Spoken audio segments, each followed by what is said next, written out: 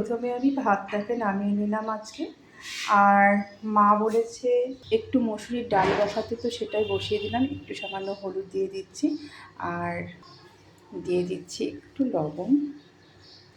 মসুরির ডালটাও আমি নামিয়ে দিলাম, ভাতটা নামিয়ে দিই। এরপর আজকে আনা হয়েছিল পাবদা মাছ, আর আনা হয়েছিল চিংড়ি মাছ কিছুটা আমি আনতে বলেছিলাম।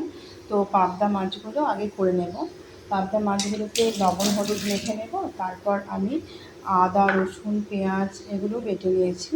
তো এগুলো বেটে নিয়ে পাবদা মাছটা আগে করে নেব, নিয়ে তারপর কিন্তু আমি করবো চিংড়ি মাছটা। এখানে আদা রসুন পেঁয়াজ বাটা কড়াইটাও বসিয়ে দিয়েছি, আর এখানে টমেটো আর পেঁয়াজটা কুচি করে নিয়েছি, লঙ্কাটাও চিড়ে রেখেছি। কড়াইতে তেল দিয়ে দেবো। আর পাবদা মাছটাকে কিন্তু আমি বেশি ভাজি না, হালকা করেই ভেজেই রান্না করি। মাছটার গায়ে ভালো করে লবণ হলুদটা মেখে নেব।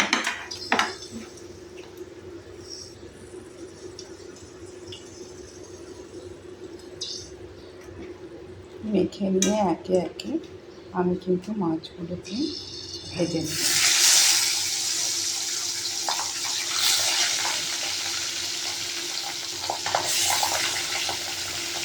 হালকা করে ভেজে দিই, তার মধ্যে দিয়ে দিলাম আমি মশলাটা, আদা পেঁয়াজ রসুন বাটা, আর দিয়ে দেবো আমি পেঁয়াজ কুচি আর দুটো লঙ্কা চেরা,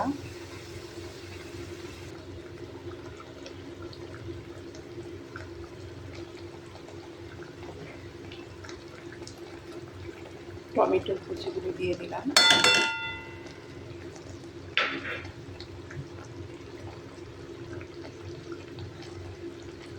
পরিমাণ মতো একটু হলুদ দিলাম, আবার একটু লবণও দিয়ে দিলাম।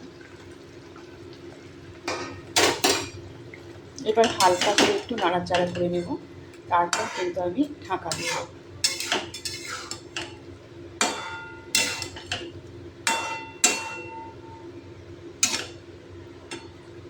একটু মাখা মাখা করবো। দিয়ে দেবো একটু সরষের তেল।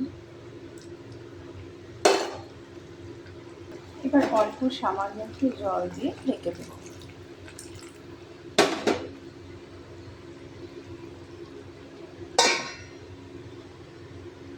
ওমা চলে এসো। ভাত আর পাবদা মাছের ঝোল আর স্যালাড, আর দিয়েছি তোমাকে ডাল। এটা ছিল লাউ ডাল মটর দিয়ে, কালকে বানিয়েছিলাম। খাও।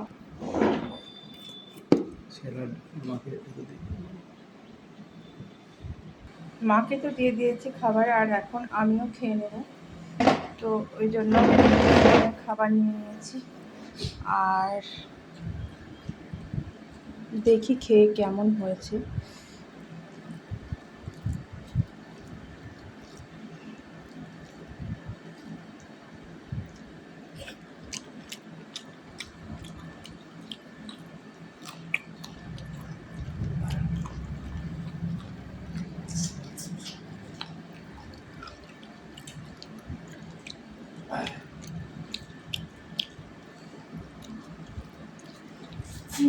ঝোলটা কিন্তু খুব সুন্দর হয়েছে খেতে।